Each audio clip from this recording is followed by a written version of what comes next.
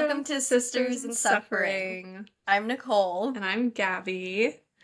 And we're suffering. We're suffering. I don't know about you, but I'm like really annoyed right now. Yeah, I feel overstimulated. I'm overstimulated. We're just like coming in hot with the weird vibes. Weird vibes, technical difficulties.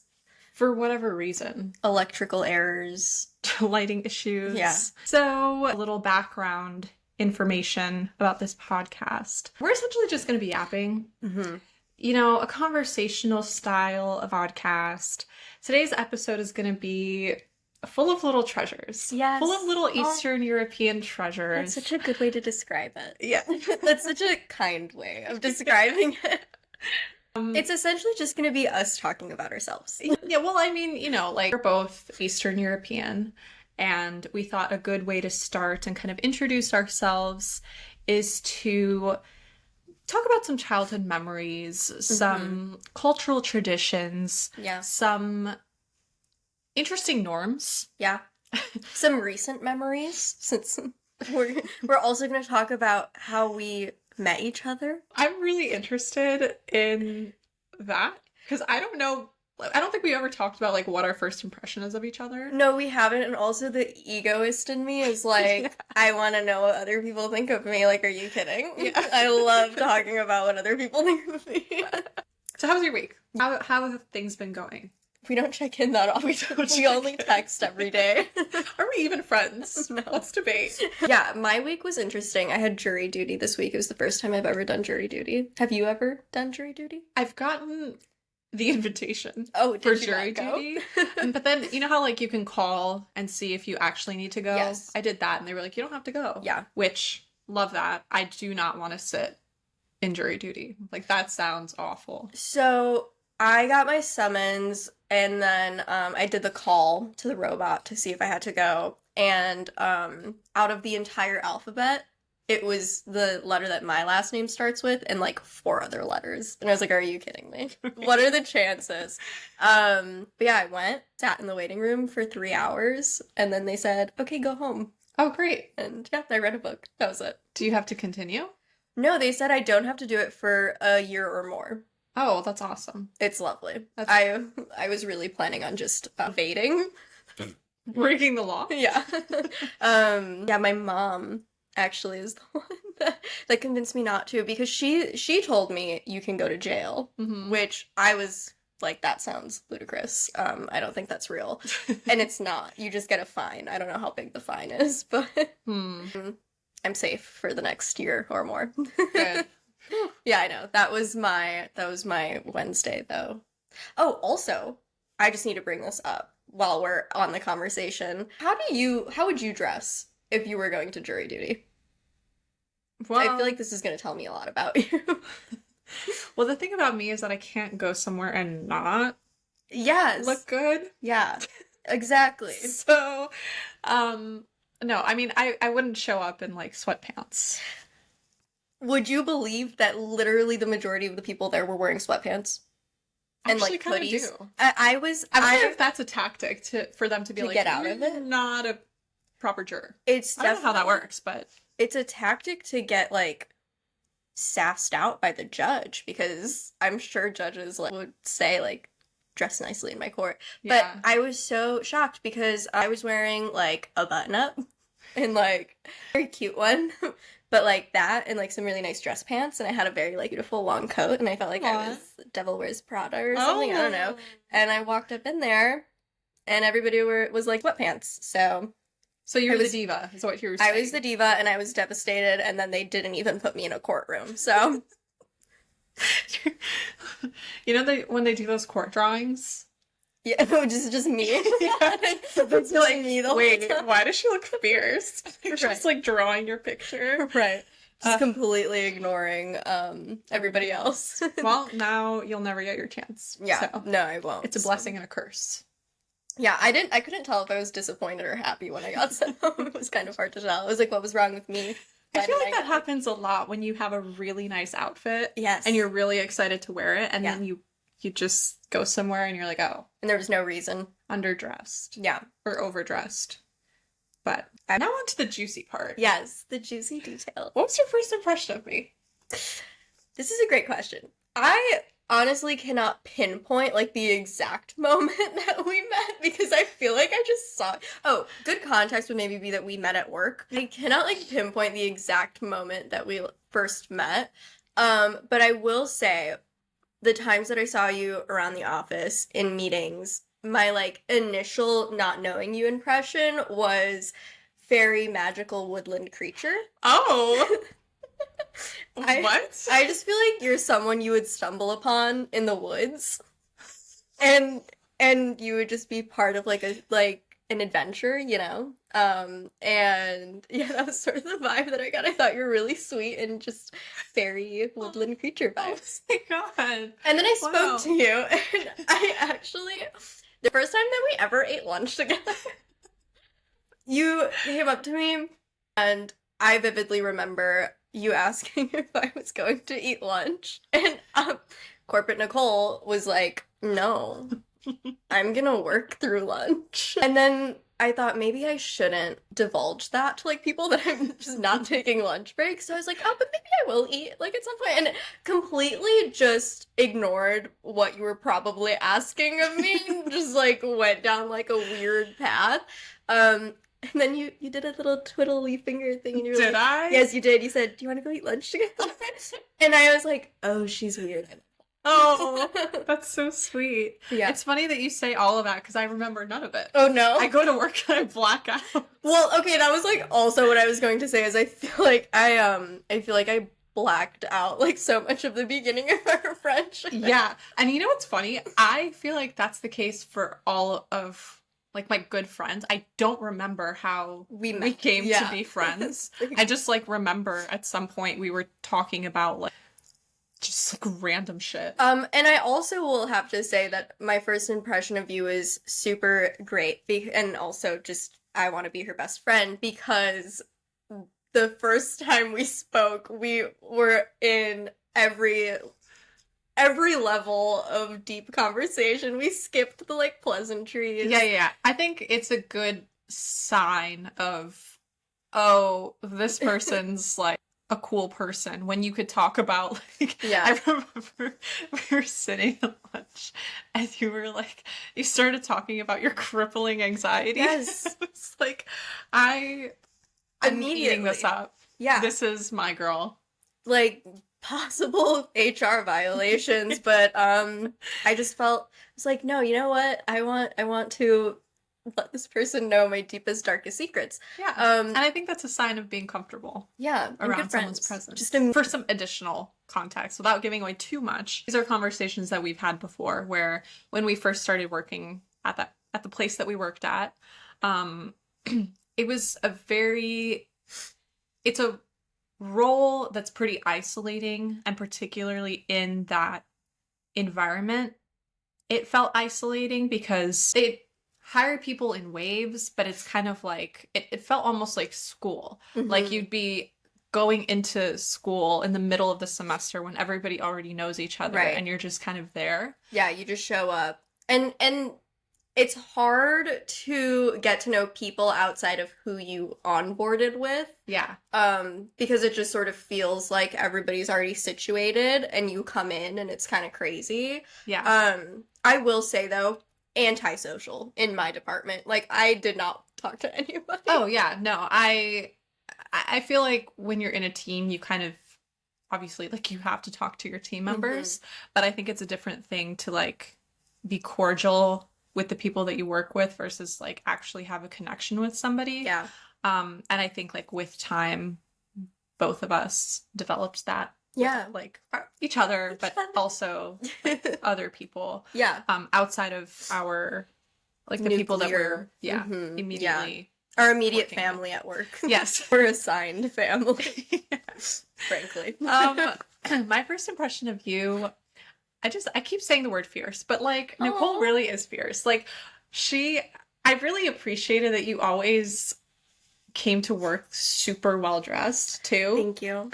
Because I mean, I just love to see a fashion girly. I thought that you were really, you were really funny. I thought you were fierce. Thank you. That's so sweet. I think it's like interesting to hear how other people interpret you because sometimes I try to, especially in a work environment, like a professional environment, being a woman, like I try to come off as like intimidating, but Yeah. then also I feel so socially awkward and socially anxious that I wonder if I just come off as like weird or like not weird, but Well, I think it's, confused. yeah, I mean, I think whether it's at work or just in general, like it's easy to get in your own head about how others may perceive you Yeah. and what other people's perception of you might be. Like I'll go to work and I just like I'm not social in general, but like in the morning especially, like Oh God. I don't want to have a conversation. I don't want to talk. I want to keep my headphones in. I want to blast my music and I just want to like get settled before I actually have to open my mouth to speak. So, and I get overstimulated pretty easily. So Hmm. like it just It just it just snowballs. Yeah. snowballs. There would be a lot of people like doing offsites at Oh the place God. that we worked at, and in the morning when everyone's trying to get breakfast, it suffice it to say I got overwhelmed many a time, and wouldn't say hello. Not Yeah. because I was trying to be rude, but I was just like just trying to get my coffee and Yeah. do my thing. I also think it's worth mentioning, like, the nature of our role was so social in the sense of like us talking to clients and what that resulted in for me was me not wanting to talk to anybody outside of that because Yes. it is exhausting when you have to like put up a really like personable and social Outgoing sort of front. facade. And I think that this is something interesting to dig deeper Mm, into is just like how little introversion is valued in a corporate setting. And just, I think America in general yeah. really values the sort of extrovert culture of like Yeah. being a go-getter, being social, networking, ba ba ba ba ba. Right. But I've felt a lot of times as an introvert very um almost like unwelcome in those types of environments where I just feel like I have to, it sounds kind of extreme to say, but like be something that I'm not because Yeah. I'm not naturally social. Hmm. I feel comfortable being more social when I'm around people that I'm comfortable with, you Yeah. know? I don't know. I feel like introversion also is a bit of a constant moving spectrum. Right. Like I don't think you're ever static in one place as an introvert where like you're Yeah. always like not wanting to speak and you're always wanting to go hermit mode. I think Hmm. that's more on like the extreme end of things, but I find I don't know, like I don't want to speak for anybody else, but I find that like there are certain instances where I am more outgoing, where I do feel Right. like, you know, conversing or Yeah. whatever. Um but most of the time I just like prefer to listen more than I do speak, and Then I feel talk. like in a corporate setting it's That kind of like, well, why are you not contributing? Yeah. I felt I had like a weird thing because on my own I don't feel any sort of inclination to be social or to be like outgoing and extroverted. However, if you pay me, I'll be extroverted. You were a very good participant. Right. And I'm like, if you're paying me, I'll talk, I'll yap, I will put my 2 cents in. Because I just also feel like in corporate situations it is political, and Hmm. if your voice isn't being heard, then you know, then people don't pay attention to you and things like that, and it's a game, right? Yeah. But yeah, no, I did feel a lot of the times that I didn't mind putting up the front when I knew that I was speaking to someone that could like get me money or that I was going to like get paid for doing that. Anytime that I was off the clock, kapoots, done. Did not want to socialize. I actually remember having a conversation with someone that was from like a completely different department, and they sat down with me at lunch, and it was very early in me joining. And I would sit by myself because I just wanted to like isolate myself and not talk to anyone before I had to go back into meetings. And this person sat with me, and I had an entire conversation with them about bacteria levels in Lake Michigan and brain eating amoebas at one point. And I think they left that conversation just like I'm never sitting next to this I'm girl never again. sitting next to her again. And in my head, I'm like, first of all, thank you. But second of all, if you want me to yap, I will yap, and it will go into a not lunch friendly direction. Yap at your own expense with me. Yeah. I think that's another piece of what my first impression of you was, is that you were a good, like, business conversationalist, I feel like. Thank you. Because we worked in different segments, and just, like, her segment was very intense. Yeah. Just, you'd tell me stories and I'd be like, What is going on? oh my God. I will say, I'm a very anxious and paranoid person. I did sometimes stay up at night and wonder if you were trying to murder me. I just got very paranoid about it. I knew it was really Fuck? I knew it was really, like, not realistic. But I did convince myself momentarily that you might be, like, trying to sell my organs. Wait. I don't know how much more there's something to explore there, but I don't know. I couldn't tell you why. So my first impression was sweet woodland fairy creature, and then my So killer.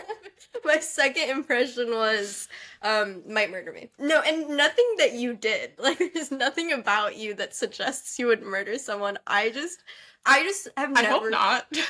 I don't think, like, I've made any adult friendships since leaving college, and so it was weird for me because. So your first thought was, she wants to kill me?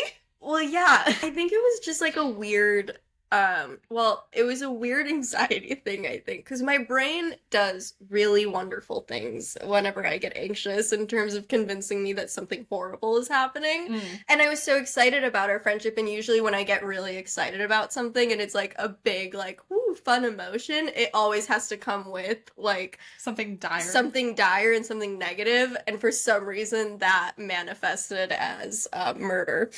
So I'm, like, low-key offended. But it got over it really quick. thank God. Thank God for that. It also didn't help that, like, you'd be like, do you want to go for walks in the woods? Like, I know. It's like, well, for what?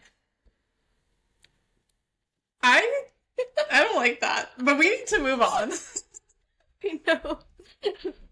Our friendship ended on camera. Live footage, the moment we stopped being friends. Yeah. Have you experienced that with anyone else before? Like, Yeah. am I the first one that you're like, oh, killer vibes? No, okay. You know what? Let's dive into this a little bit more. Okay. I've always had a weird thing where I felt like I might get murdered, which exists for everyone, I think, right? It's always a possibility, but, like, I think, I don't know, since I was in high school, I just had this weird thing of, what if I think that might be the way I'll die? And so I think that one is probably also my anxiety, but two, that is sort of like, you know, when you're anxious and paranoid, your head goes to the death situation. Murder sometimes just makes sense. But you're not the first person I felt like that about. Corporate America is a hard place to, like, exist and feel mentally stable. Well, it's a hard place to exist when you're not mentally That stable. too. I think, like, on the surface, there will be a lot of conversations about mental health and mental wellness and all of this stuff. But when it comes to the nuances of it and, you know, the actual realities of what it is to have a mental illness or be neurodivergent or have ADD or whatever it is, most people don't know what to do with that in a corporate setting. And fair, because, like, when you're experiencing those things yourself, sometimes you don't even know what to do with it. But it's hard to navigate in that type of environment sometimes. It's not an accommodating space at all. Yeah. So, okay. With that said, now that you admitted that, now that we've covered that intimate detail about my brain and how it works, the moment you realized we were friends was when you thought that I was going to kill you. No, yeah. They came together. Yeah. I was like, oh my god, I have a friend. friend. What if she kills me? Oh my God. Did you ever watch true crime? Too much. Yeah, I've steered away from that in my like adulthood, but Same. definitely at a developmental time in my life, I watched a little bit too much Yeah. after school. Dateline. Dateline. Well, it's funny that you say that because one of the things that I wrote was, what do you think happens when you die? So, as someone who experiences death anxiety, what do you think happens? Well, that tends to be the reason I have anxiety is because I don't know. Um, and I I let me preface this. I Yeah. asked this and I wrote this question down Mhm. because I went into one of my interesting rabbit holes that Yeah. I do sometimes where I just started Googling like what have people experienced when they die? Yeah, Like the stories that people will tell and it's who have crazy. died and come back. And the common theme is that there's a light. There's some kind of light source, there's some kind of something. And I guess I have been pondering death Lately? recently. Not like just like on a philosophical existential level because I'm Yeah. like, well, what does happen? Do you just Yeah. close your eyes and then it all goes black? Because that is very scary to think about. I just like on the level of like higher purpose, hmm thinking about death in that way. You know what frightens me? The thought that reincarnation might be real, because that to me just sounds like suffering on a loop. And like, what if you get reincarnated and you become like a rat that's being poisoned? And then you get reincarnated and you become like a cow that's being slaughtered, and then you get reincarnated, you're like a rich person, but then you get and it just like feels kind of scary because I do feel like the idea to me that death happens and everything just stops and like you cease to exist is almost more comforting than the thought that you just keep going on like the merry-go-round. Yeah. I don't really know what to say to that. I don't know. Hence why I was Googling what Yeah. happens. My aunt actually had a death experience where she felt her soul leave her body during a surgery. Mm. And she just described it as being very like high up Oh, wow. above and like You seeing could see. everything happening. Yeah. And then there was just something that just brought her back down. Yeah. But she felt like a almost Ascension. yeah. That's weird. I mean, okay. Ideally, I would like to believe that something happens and that your existence doesn't just sort of like snap, But I wonder if it is shaped based on what you believe. Yeah. So like if you are a Christian, and you believe in a heaven or a hell, then because you believe that, when you pass, that's what happens. Ooh. Or if you're an atheist and you don't believe that there is anything out there and Then you don't, nothing happens? then nothing happens. I Well, wonder that's if that's sad. what it is. Yeah. Because I think that there's always been an underlying spirituality to these stories Yeah. that you'll read about and hear about when people come back to life. And I wonder if that is the reason why they have those individual experiences and also why there's the common thread of like a light, this intense feeling of like love and comfort and safety. Yeah. Well, okay, I do know that when you die, your brain puts out like a hormone of like you feel relaxed and everything. I'd like to be a ghost. I want to haunt someone. Well, and also There's Nicole. I want to haunt people. Well, I think there's different planes of existence. So This is really deep. I mean, that's just what happens. Nicole has a panic attack on camera. Meanwhile, I'm like, let's just dig deeper. Let's go further into this. But I think that's why ghosts are ghosts. Yeah. Because there's something that's preventing them from moving on into the next plane of existence, whatever that is. And it would be cool to be a ghost because then you can meet new ghost people, Well, yes. you know? And maybe like maybe before you die, you just they coordinate with everybody you love. Let's all be ghosts. And you just continue on as ghosts. Now, these are the questions that are going to keep me up at night. Can we be ghosts? Can we convene? Is there like a meeting room afterwards where you just like all get Where together? you decide. Yeah. Yeah, I I don't don't. be a ghost. I wouldn't want to be a ghost. No? No. Why the fuck would you want to continue on here? Well, because it's like you're unaffected. You're a ghost. I guess. And you But then fuck that's also people. like immortality, Yeah. which, nah, I don't. I I wouldn't do. want that. I would like to be buried in one of those pods where you just dissolve into a tree. Me too. I That'd think really that'd be cool. nice. Yeah, I'd want to be a tree. I do think that that would also be cool because I'm sure that they have to have like laws about not cutting down those trees. Well, I'd hope. I'd be They- pissed. I would That's be when I would pissed. come back to be a ghost. Yes. I'd be like, oh, You released Oh. me from my tree? you're cutting me down? I don't fucking think so. No. That would be so disrespectful. But On the note of deeper conversations, I have a special surprise. for wait, us. you do? I do. So I bought these cards that are essentially a game of questions. Ooh. It literally says, tell me more. A game of questions to deepen connection. Oh my And god. I think it'd be fun to, you It's know, like we're in a relationship. where we pick a card and we just, answer with our heart. Deepening our soul bond. Yeah. What's one thing about yourself you're genuinely proud of?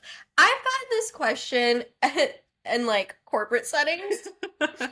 We all go full circle. And my actual answer is I haven't done it yet. That's fair. And I don't know if that's me being self-critical or if Well, it's you're also super young. yeah. She's 22. I'm 27. You're super young too. I know. We're babies. I know. But yeah, maybe that also influences it of like I haven't done much. Yeah. But yeah, or maybe I also kind of like that answer though because one, it makes me not need to think about myself because every time I do that I draw a blank. And two, it pushes you to, do something that you're proud of because it's kind of a sad answer. So, I don't think that's sad. I think that's very valid. yeah. Especially, I don't know. When I was in my early 20s, I definitely felt that way. Well, there were a lot of layers to my early 20s that I don't know if I'm gonna unpack here, but Yeah. I think that's definitely one of the thoughts that I had of like, I don't know necessarily what I'm proud of yet. Mm. It's just comes Yeah. with time. But I Yeah. think like, it could be something small too. Right. Ask me again before I become a ghost. We'll come back to that. We'll come back We'll come back to that in a few years. What about you? Miss Wise. I think I'm proud of solo traveling. Ooh, that's a good one. I think that that's something that I don't know at what point I felt like I was comfortable doing that. And I think my first solo trip was to Toronto. Ooh. So it wasn't like super far, but a far enough distance to Mhm. where, And out of the country. yeah, to where like, you can kind of test the waters there. Yeah. And I don't think it has to be like that intense. You can do a solo trip even within Yeah. like your own city or the town that you live in or state or wherever. But I think that that's something that I'm proud of because it has taught me a lot and it's taught me to like push myself out of my comfort zone. Yeah. I would say I'm not a very different person when I travel, but I am a different person when I travel in the sense that I'm much more open to being social and having new experiences, which I guess maybe that's something that I should kind of work on too. It's like being more appreciative of where I have settled, where I live, instead of being like, you know, kind of I don't know, not as appreciative of it, or Yeah. just kind of like going through the motions. I think traveling changes that, where it opens your eyes not only to like how other people live and Yeah. different environments, but just how you can take those experiences and then bring them back with you to where you live. Mm-hmm. You know, Yeah. take value with that. I also just think being able to do things by yourself in general is just such an impressive feat. And Because, underrated yeah, too. yeah. Like going to restaurants, going places, like to your point. Go to a movie by yourself. Like Yeah. it's hard. Yeah. Yeah. But I think it's important as a woman too to like Mhm. craft that independence for yourself. Yeah. Because I think once you do, there's like you can do anything type Yeah. of thing. Oh no, yeah, for sure. Yeah.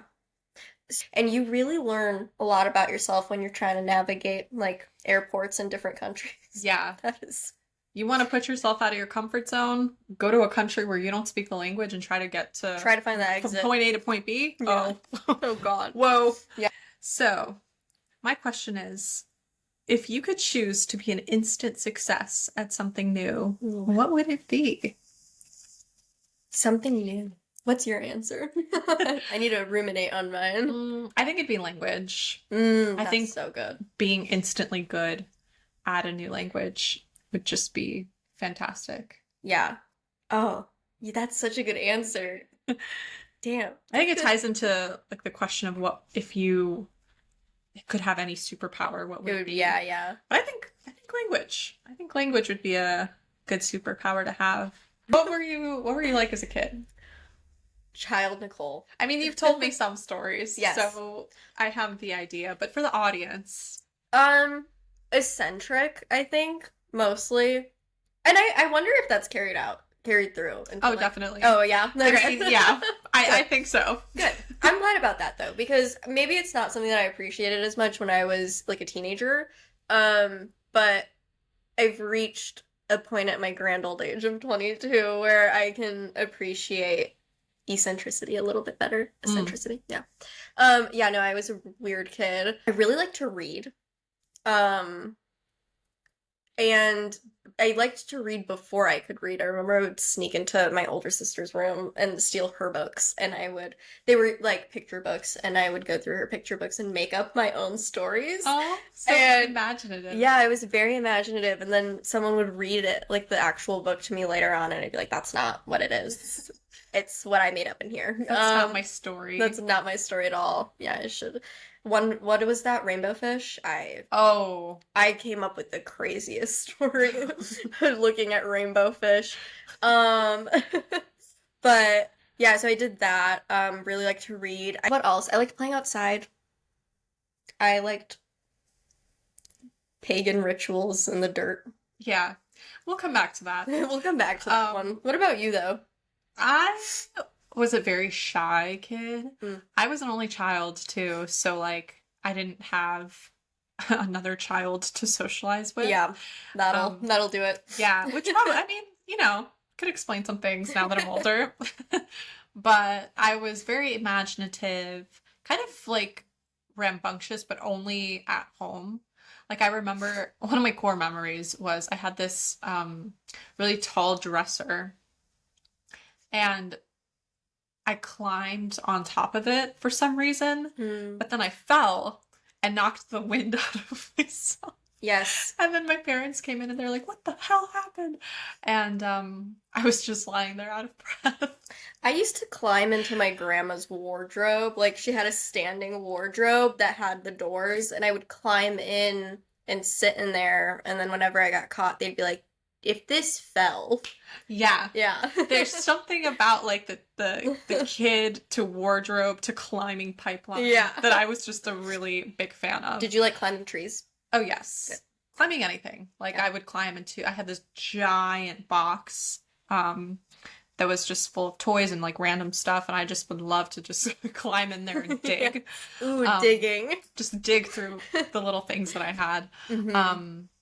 Very fond memories now that I think about it. I haven't thought about this in a very long time. I know, it reawakens something. Yeah. You play with worms. Sometimes. I loved a worm. I played with ants. Yeah, me too. Ants. Yeah. I also had a really weird infatuation with tiny things when I was a kid. Just like anything tiny. I wanted to be tiny. Like, I loved the idea of shrinking and the grass being a forest or something and just being the same size as an ant. And I'm not sure where that stems from. Yeah, I had a moment too at that movie, Honey, I Shrunk the Kids. I think we've talked about this before. Yeah. Where like it was a Disney Channel movie. And then I guess he shrunk his kids. I don't know. I don't remember the premise, but essentially there was a lot of movies growing up with people shrinking. Yeah. And I really liked them. You were like, I wish that were me. Alice in Wonderland, when she ate the bite, I was like, I want to be small. I want to be tiny. Just a small little figurine. Yeah.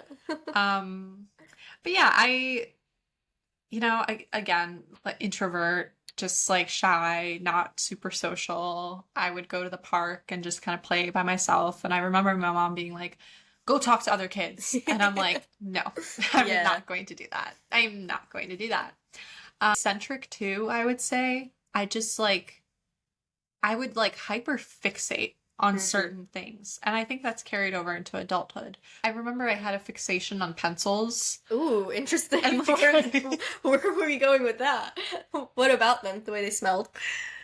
Well, no, I wanted to have like the coolest pencil. Okay. Did you like Spencils? Did you have Spencils growing up? The smelly pencils? No, but the Smarkers. Like the smelly markers. The marshmallow smelly marker. Did the chocolate one?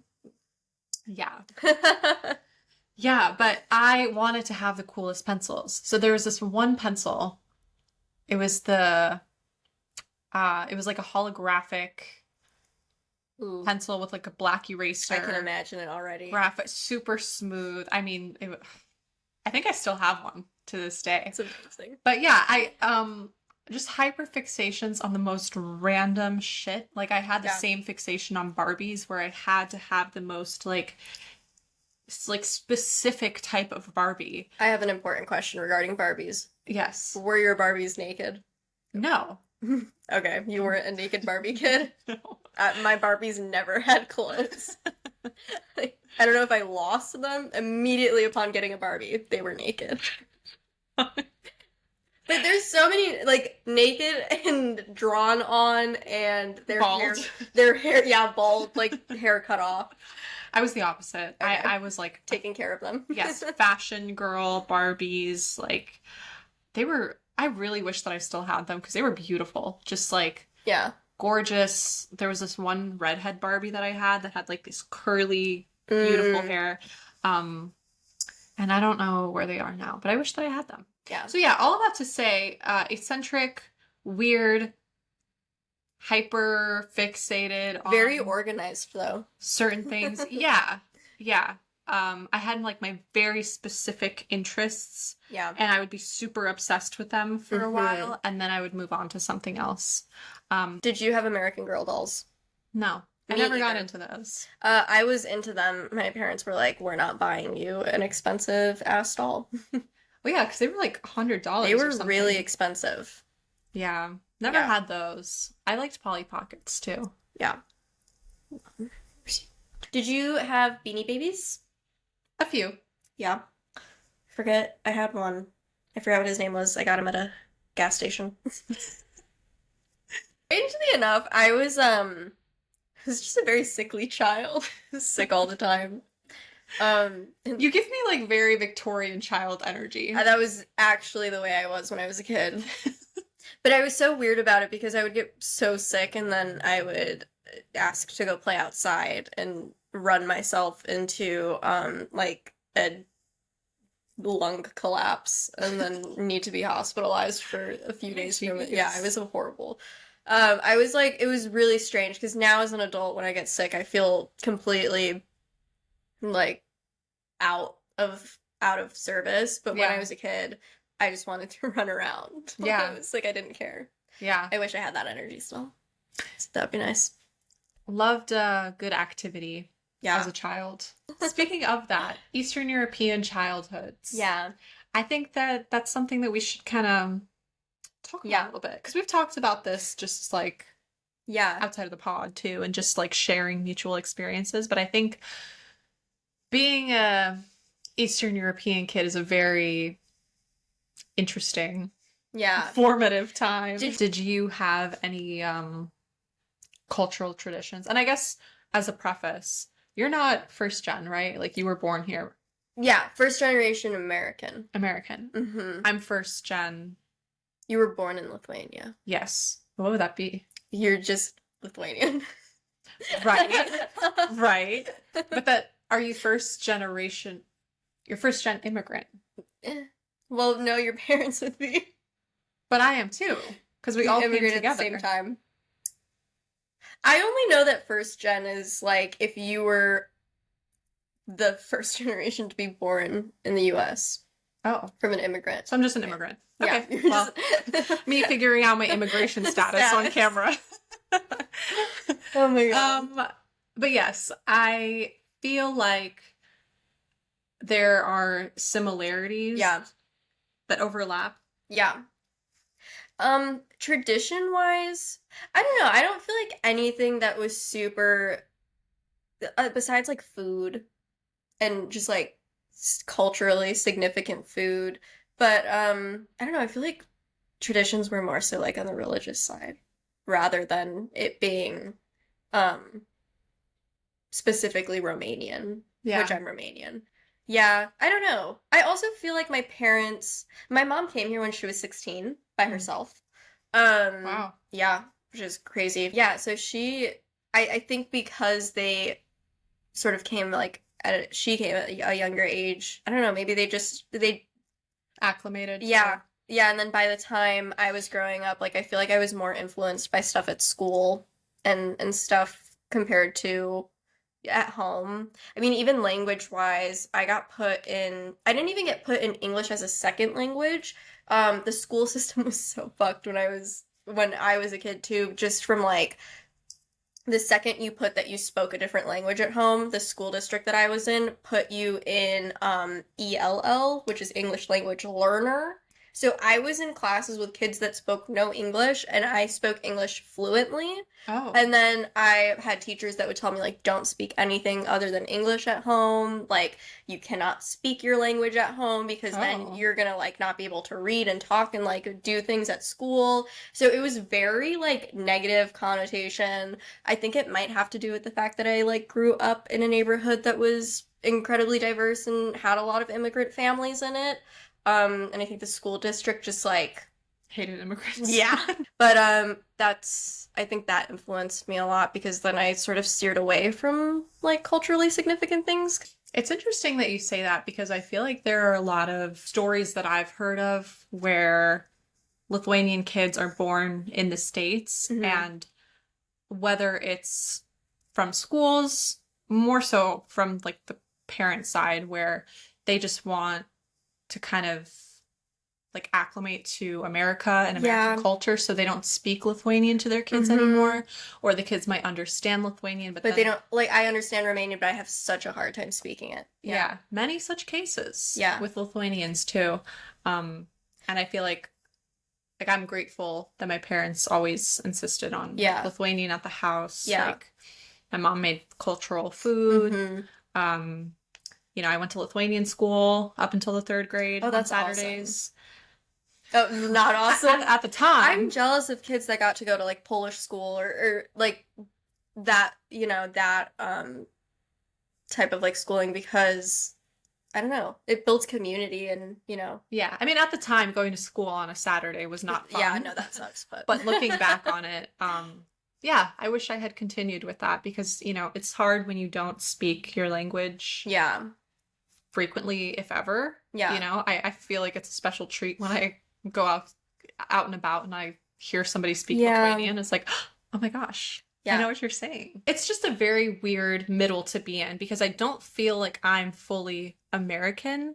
I think that there are still some aspects of culture that I try to hold on to because it's so precious to me, where I I feel kind of out of place sometimes here. Yeah. But then when I go to Lithuania, You feel out of place there. very much so. Yeah. And people can tell too. Yeah. Because it's my mannerisms, it's like my style of dress, it's the way that I speak, where people can just tell, like, oh, yeah, I speak Lithuanian, I speak it fluently, but I have a bit of a, I guess, for lack of a better word, like accent, because, you know, I don't speak it every single day. So I struggle with it sometimes. I think that that's like a common occurrence for people that grew up like first gen, right? Or, you know, you, how old were you when you like moved to the States? I was 1.5. So, yeah, I mean, essentially you're first generation. But Because I think it's interesting that like other Europeans can recognize, because whenever I'm out and about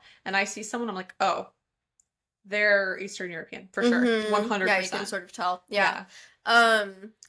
What I was also going to say is it sort of feels like you end up being like a bridge, like a generational bridge, right? Because your parents, like their whole lives essentially were there. And then you're sort of this bridge into like a new location, new everything. Yeah. And I mean, like, and it's hard to tell like which side. Yeah. And it, for the parents, for my parents, it might as well be like we lived in two different worlds. Yeah. Because like they come from a completely different time, communist era, you know, like my parents would tell me stories about how growing up, everything was different. They have a more fond memory of it because it sounded like there was a lot more, like everybody was equal, you know, that sense of community that people had. Kind of dissipated with time, but also like they would tell me stories about how they would wait kilometers to buy oranges and goods like that, and like having anything from America was a huge deal, and like smuggling goods in was you know, a big no-no, and like you could get arrested for that. So just like a completely different world that they grew up in. And I think like you describing it as a bridge is the perfect way to describe it, because especially as an only kid, I felt kind of isolated by that experience where like my parents just didn't understand, and how could really they help you through it. So you're just kind of like navigating like an Americanized upbringing by yourself on your own.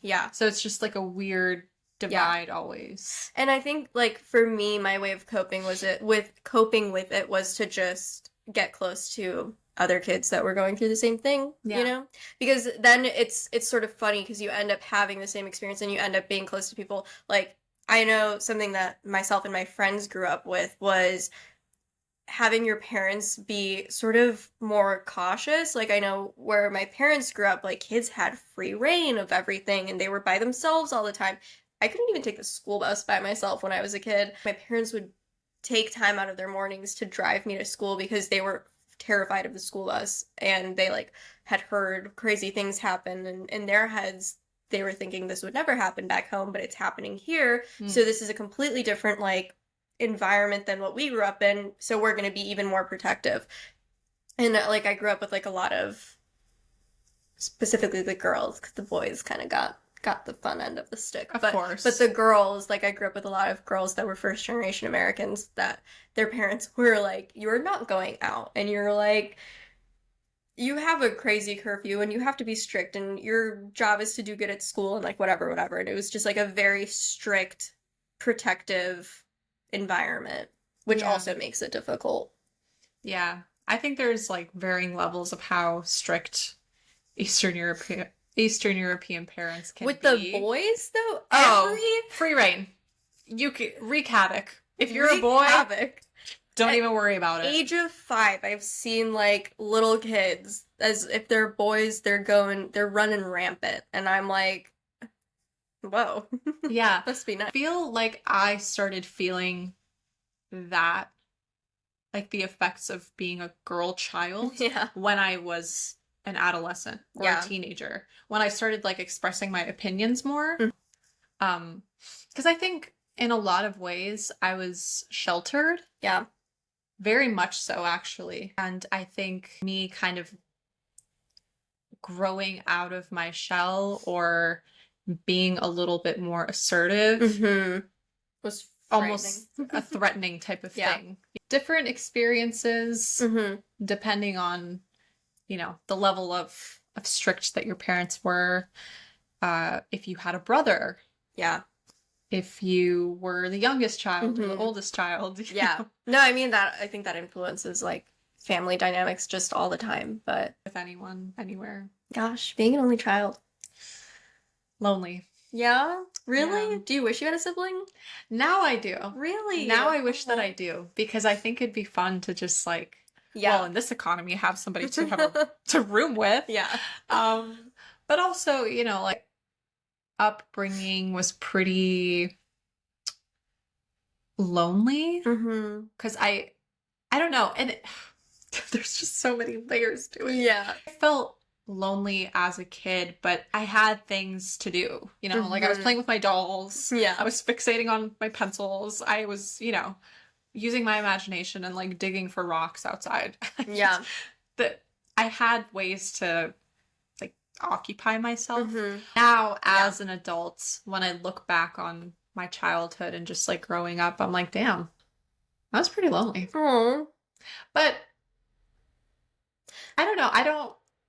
It is what it is. My And I only think, feedback though is kids are mean and your siblings are also kids. So it can still, it can still be lonely, but it is sort of nice to have that built-in like person yeah, that like, when something kind of crazy happens or even like if it's family related or anything like that, like someone that you can sort of like turn to and be like, what the hell? And and they're thinking the same thing. yeah. Yeah. I was lonely, but I never really pined for a sibling or anything like Yeah. that. I was just like, okay, well, I'll just do my thing. Yeah. And I think when you grow up with adults, just with adults, Yeah. I think that that's also a factor in why I'm more introverted now Mm. in a way. I don't know. It's kind of hard to explain, but Yeah. No, that makes sense. different experience, I guess.